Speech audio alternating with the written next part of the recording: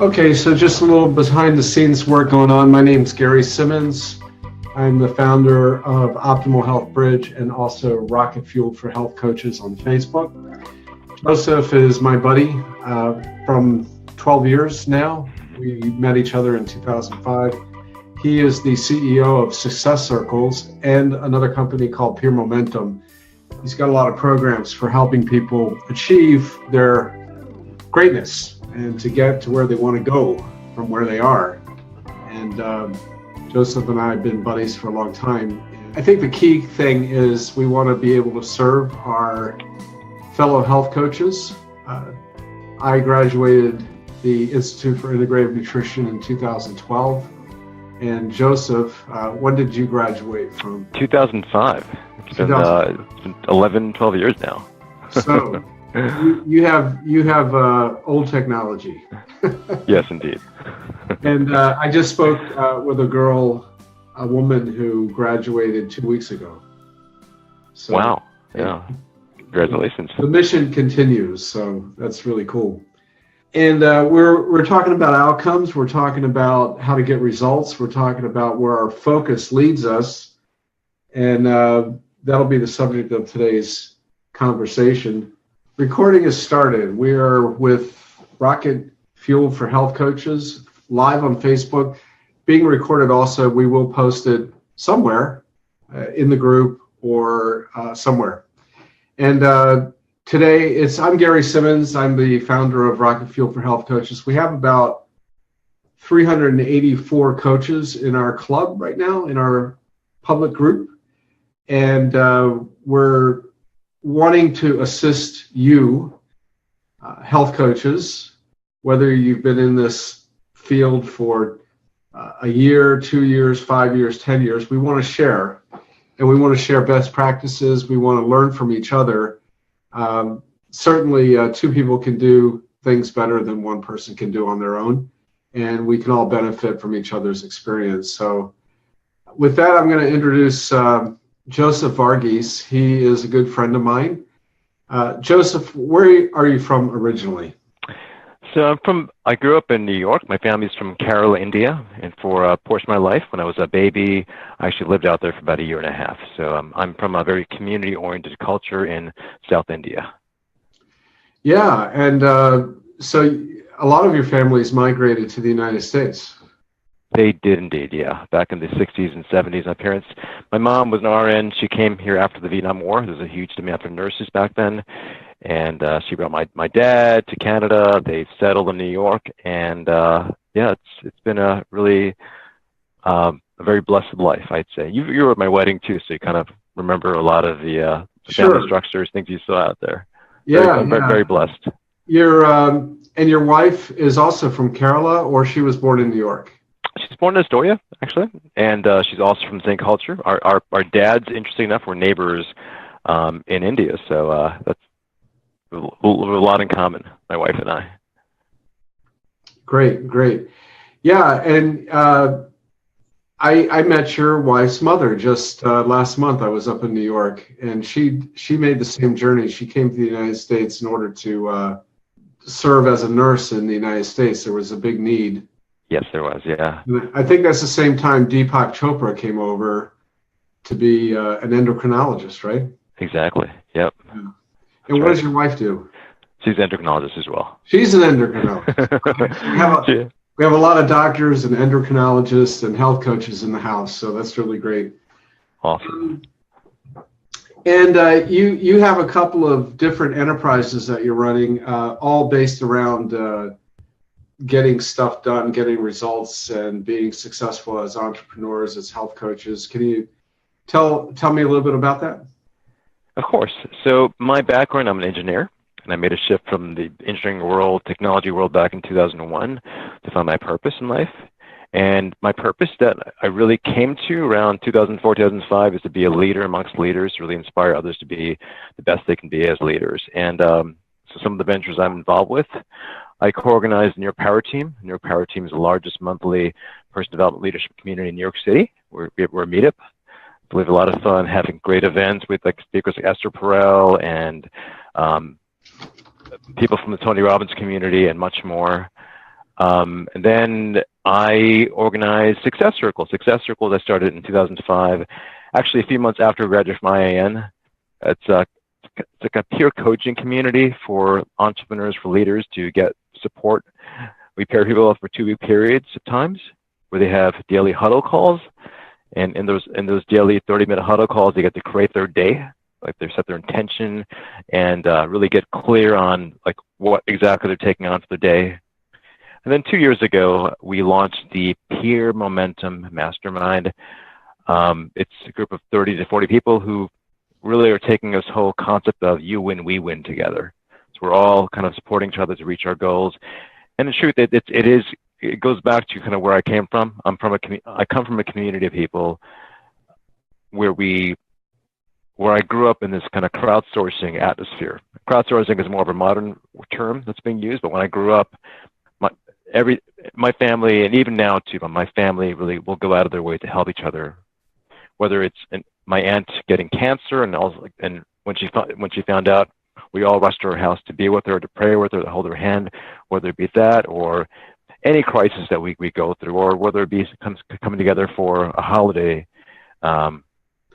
monthly get-together, things like that. So I grew up in this atmosphere where we all supported each other, and it's just something that I became more aware of after seeing what people are going through after 9/11.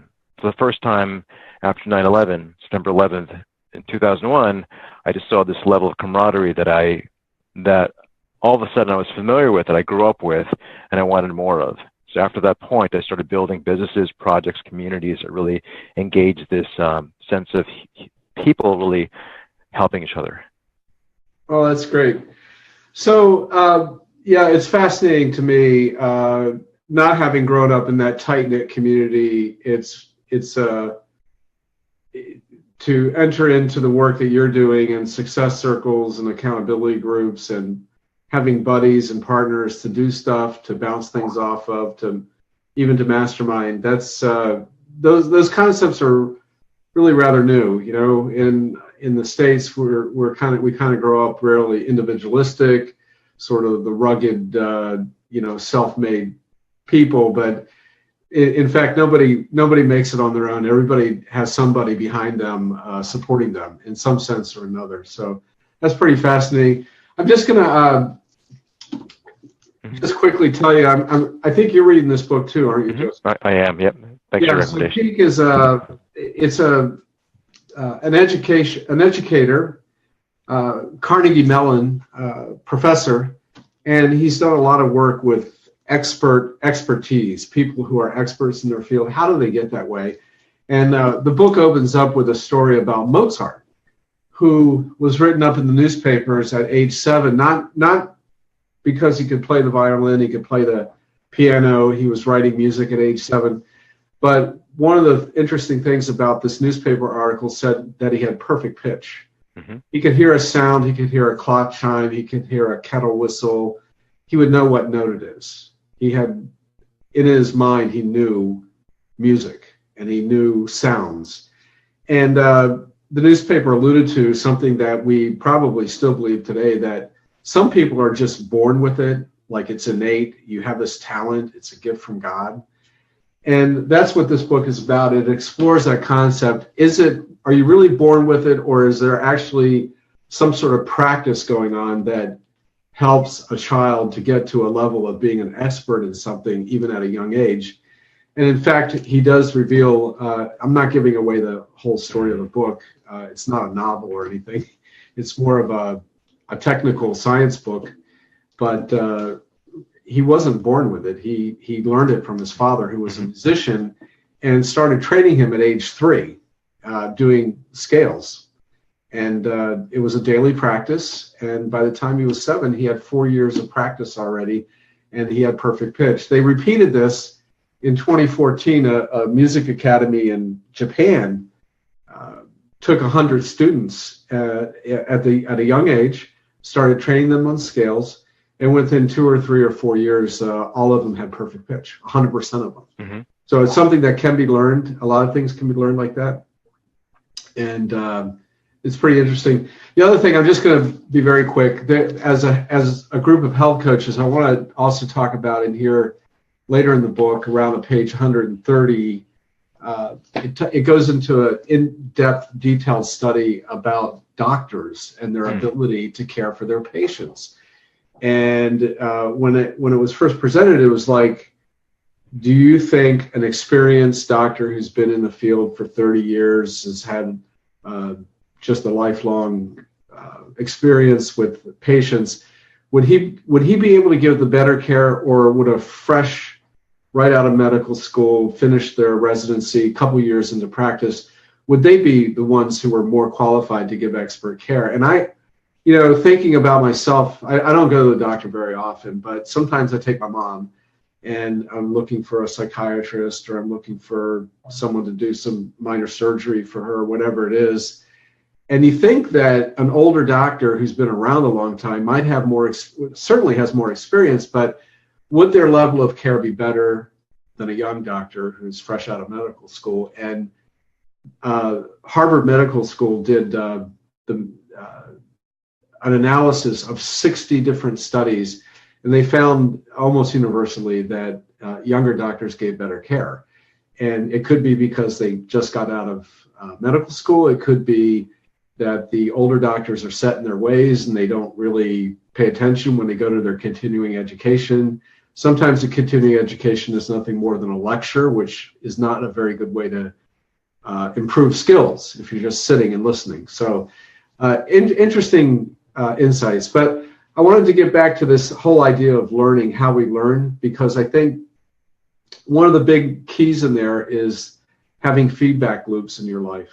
And the work that you do, Joseph, go ahead and just jump into the whole concept of hack your focus, what that means to you.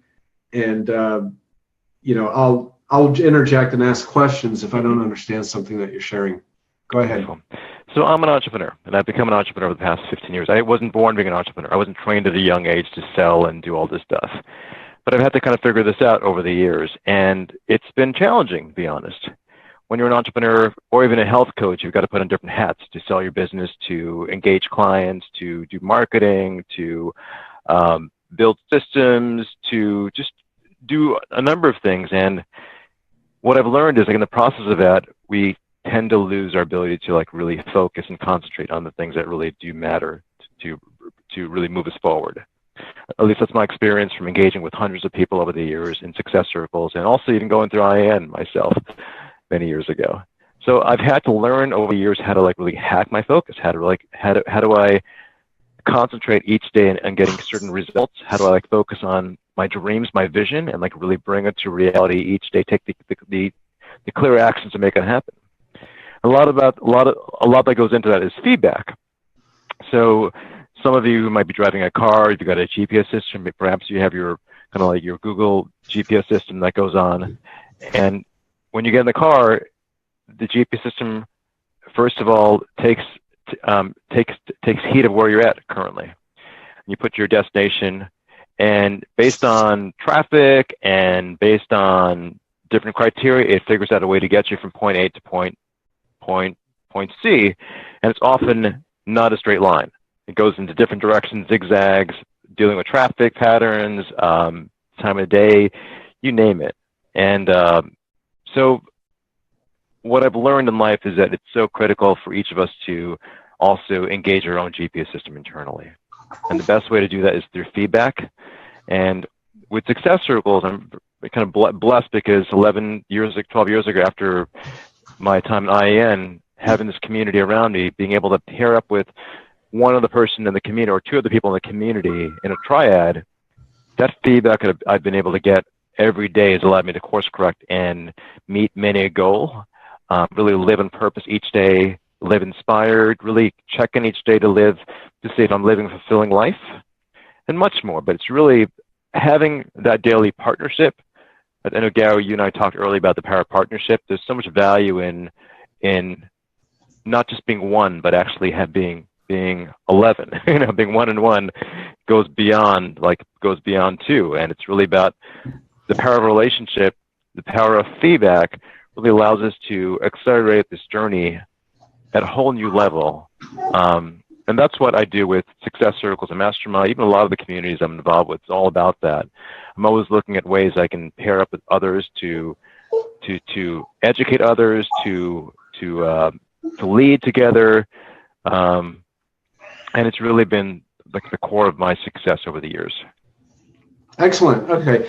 Yeah. So we were talking about that earlier. That I spent 30 years overseas as a missionary and read the daily Bible reader. And there's this verse in the Bible that says that if one can chase 1,000, two can put 10,000 to flight. So two people don't actually double their efforts. If you join together with another person in synergy, it can be a 10x type of effect where you're pulling in resources from both people, and what do you call it? The compound effect, where I've had X number of experiences, you've had X number of experiences. You don't add those together, you multiply them. And the synergy is what.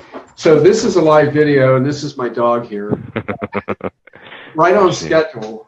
In the middle of our webinar, he wants to be petted, so we'll pet him and talk at the same time. So I love that concept that we're much more empowered by joining together with others, having partnerships.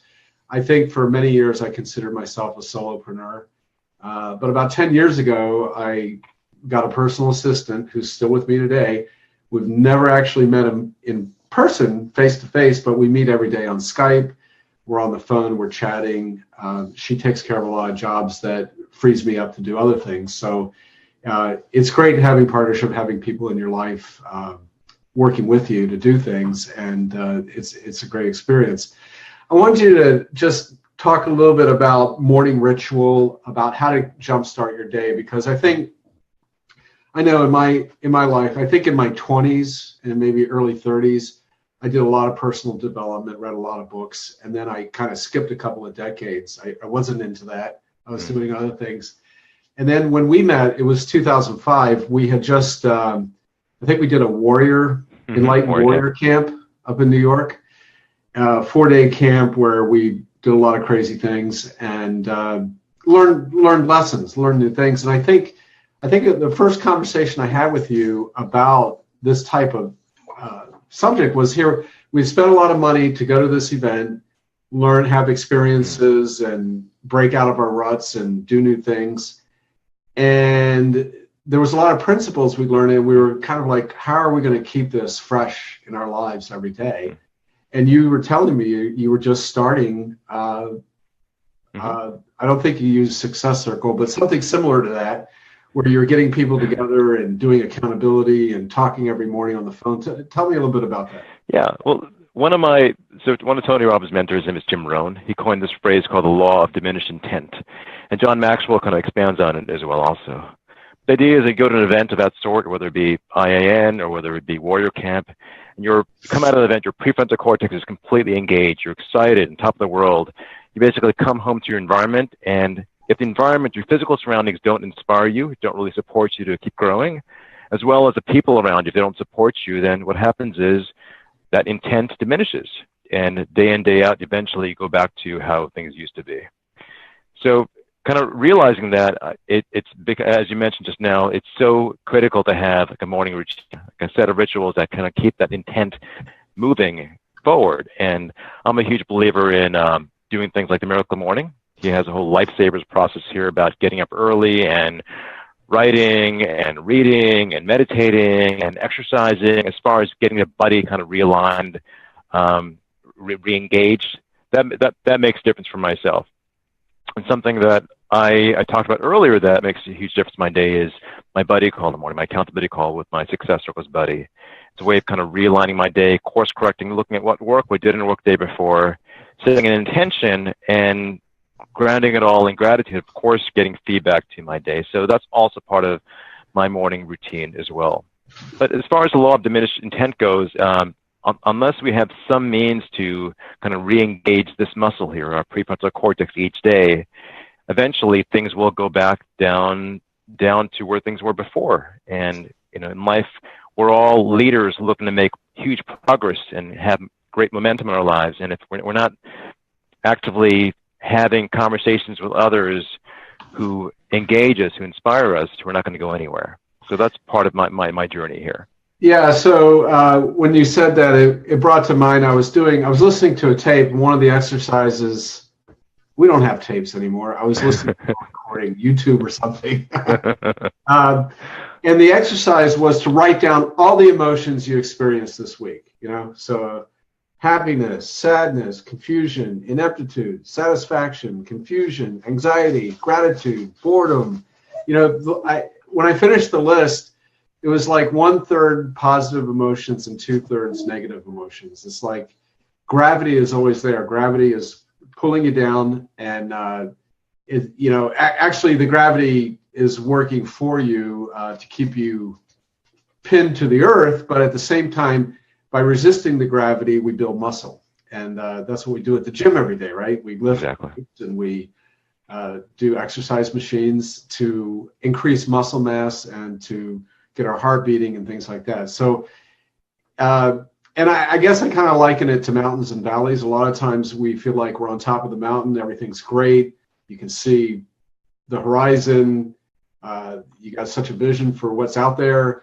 And other times you're in the valley and it's a jungle, and it's dark, and there's tigers and lions, and people want to eat you, dog eat dog, all that stuff. And the amount of noise out there just increases. Like every year, the amount of noise as far as social media, invitations, emails, people grabbing your attention, it just doubles. And we have to, one of the most important things I've learned over the years, beyond just the whole nature of energy management, time management, is managing distractions and putting distractions at bay so we can stay focused, and really cutting out all the things that really don't serve us, keep simplifying, and continually have like our vision, that vision board in front of us of what we're out to achieve, and taking that next action every day, whenever we have those moments to really unleash ourselves.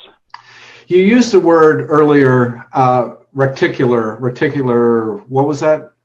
The reticular activating system is basically that part of our brain that wants to focus on things, and it's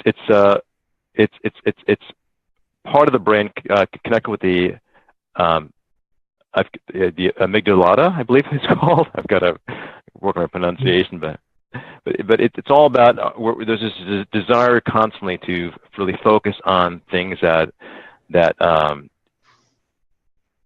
will allow us to move forward, really. And the whole idea, even with the law of attraction, is that if you're looking for, let's say you play the game baseball, right? And you've got baseball in your mind constantly, then when you're outside, you'll likely attract or see things that are associated with the game baseball. Or for that matter, even something simpler like the color purple. If I asked you to think about the color purple, it might not look like purple, but that is purple on the screen. But if you think about the color purple and you look around you and see all the things purple around you, and you close your eyes, then I ask you to open your eyes and ask you to notice the things that are green are in your room. You might still be looking at all the purple around you, for that matter. Right. I heard an example. Say I get interested in a new type of car that's come out, and it's sort of in my thoughts a lot. Suddenly I start seeing that car everywhere, never saw it before, and then suddenly somebody mentions it and you think that is a really cool car, and then boom, it's every you start noticing it all around you, right? Somebody's driving it. I think women do that with clothing. I think so. That's my wife about that. I never see any of that, but yeah. Yeah. So that's a little bit about focus, how our brains, in other words, that reticular visual that we notice things, really what's happening is that we're blocking out things that we don't need to notice, or data that we should not pay attention to. And apparently it used to be you needed to see an advertising message 7 times in order to start reacting to it. I think it's up to 16 times now. I even noticed on TV, they'll put on local commercial, they'll put a second commercial on, then they put the same commercial back again. They They're just bombarding you, trying to get you to remember the name of this HVAC company. You know, like that's Exactly. You know, it's all this programming. And it's scary. Like when in the future, like 3 years from now, that number 16 might even increase to like 26, and you know, it can be, for those of us who are kind of grounded, it can be really excessive, all those marketing messages, and so that's one of the reasons why I don't watch TV for the most part. Right. Yeah. But the message is clear. What you said before, focus, energy goes where your focus goes, right? Energy flows where focus goes. So exactly. Whatever you're focusing on is what they're, you know, if it's really a crappy day outside and you think about it being a crappy day, all you can think about it's a crappy day. But if you realize that, you know, spring showers bring flowers, you know, like, you know, the goodness that's there, despite the fact that you're annoyed that it's raining, there's blessing and there's goodness in it, and we have to be able to see that. So I wanted to know if you could just talk a little bit about how people do come together. Like, let's take the example of, I've spoken with about 20 people out of our 300 and some odd health coaches. I've had personal phone calls. A lot of people are just getting started. They've graduated in the last 2 weeks up to the last 6 months, the last year. They're just getting started. They might be coaching part-time. They might be wanting to coach, not knowing how to get started. Well, you know, what's the first step to take? And where we were saying that when two people come together and join, there's a lot more power. So what would you suggest to people who need help getting started in their health coaching practice? I'd say one key part of that is to continually celebrate your successes. So celebrate the small wins initially, celebrate the big wins also. I'm a big believer in just honoring the journey, and especially if you can do it with others, it helps. I mean, beyond, of course, starting your day or like your morning rituals, measuring your progress too. So I do that. Like I have little tricks here, like I have little counters here that I kind of count down each client I speak to. I do that visually. I measure that. And I have some more resources too. So can I share my screen? Is that something I can do? Yeah, go right ahead. We've got about 6 minutes left. Okay. So I'll be really quick here to honor the time here. So I have this called Hack Your Focus, kind of very much theme with this call, which is hack your focus and make every day a winning day. So a little bit of my background here, you can see that here. And this is taken from the IAN catalog. They put me in their catalog for several years in a row, so class of 2005.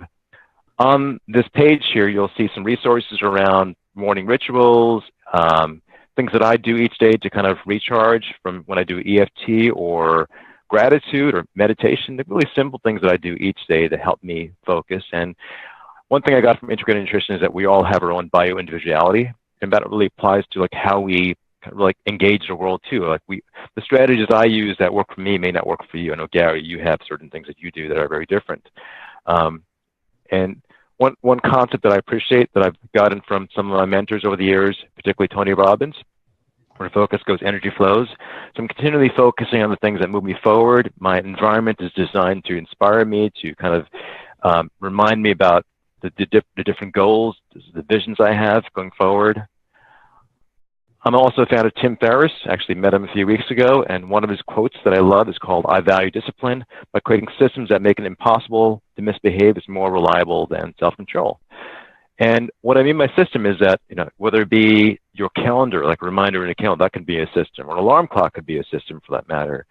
But basically having ways to get the emotional component out of things is really important. Like a day in, day out, we wake up in the morning, depending on how we slept, the side of the bed you got out of bed, different emotions come up. And to minimize on all that emotional, the id conversation from like when we sleep, it's so important to like have like morning rituals to break out of that state of like dream state, to really focus on the things that will move us forward as coaches, as leaders. For me, one of my systems happens to be SuccessCircles. So I'm going to tap into this page really quickly, but SuccessCircles is something I started 11 years ago. You can go to SuccessCircles.com, you can read about it. We have a bunch of free resources, articles there to talk about the power of accountability and like how we do it. So certainly, please check it out, SuccessCircles.com. Well, let me interject, Joseph, for a quick moment. Sure. I just want to give an example. So basically what you just said was, if you have a device, or what the book Peak calls a mental representation of how something is done, and you encode in your mind that, I mean, I never wake up with an alarm clock, but when I do wake up and I open my eyes, that has a meaning. The meaning that I open my eyes means that I'm living one more day. It's not like, oh my God, what time is it? No, that's not my meaning anymore. When I open my eyes, the actual physical action of opening my eyes means I have another day to live, another day to serve, another day to have fun, another day to enjoy food, another day to be with people, to serve, whatever it is. So just changing the meaning of waking up, like, oh my God, I don't know. And we have to condition ourselves to do that. So it might take a few days to like get to that point. Like when I wake up in the morning, I sleep with my wife, my daughter, who's a year old, and we co-sleep together.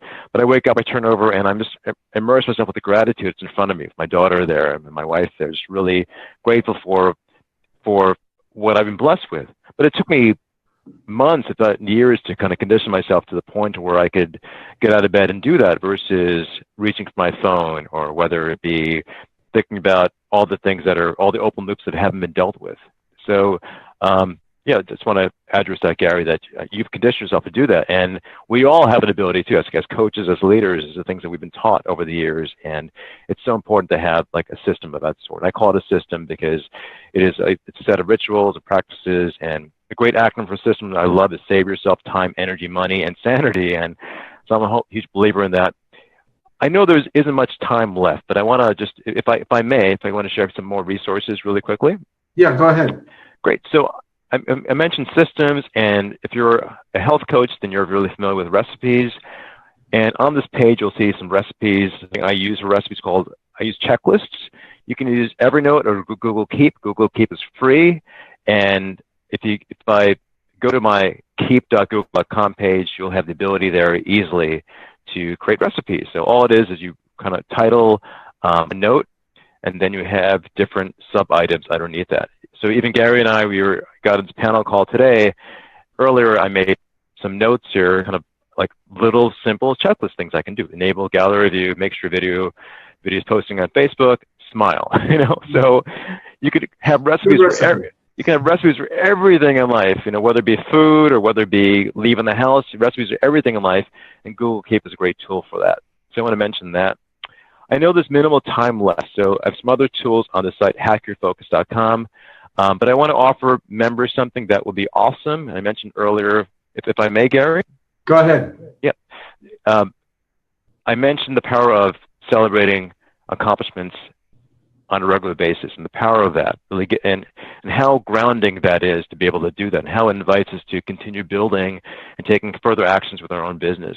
So I have a site called bragwith.us. And the idea with everything I do is that every game out there has a huddle, and we as entrepreneurs, leaders, as coaches deserve a huddle too. So this Saturday, and every Saturday for that matter, we have 3 huddle calls where you get to brag about your week.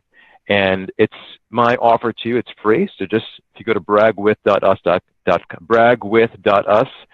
and use the code Momentum, MOMENTUM, you'll be able to get on any one of our calls one time for free, and be able to join a community of other leaders, health coaches, and essentially celebrate your week. We give you the opportunity of bragging about your week, sharing your intention going forward for the next week. Remember, where intention and focus goes, energy flows, and also declaring, if you want to, an accountability for your next week. I find this is a practice I've done for 11 years on these calls specifically. It's made a difference for me, and it's a bonus for you if you want to participate, play with us. Bragwith.us. The coupon is Momentum. Make it free. Okay, so go to bragwith.us, and the coupon code is Momentum. Exactly, and that'll bring you to an Eventbrite page, bragwith.us, and I'm loading it here. You can see the different calls we have. You can just select dates. Just choose tomorrow, 9 o'clock, 10:30, 12 o'clock Eastern time. The code you would use is momentum. That'll make it free, and just come join us. Come engage and have fun with a community of other coaches and leaders. Yeah, really some great people on those calls. Always get good feedback if there's questions that I have. Just have a good time with us. It's really a good idea. Thanks for offering that, Joseph. I appreciate that. We're going to honor everyone's time. I'm going to go ahead and end the meeting. We are recording this, so I will post it somewhere. I'll let you know in the Rocket Fuel for Health Coaches group. Thank you, Joseph, for your time. You're welcome, Garey. Thank you. Take care. Bye. Blessings. Bye-bye.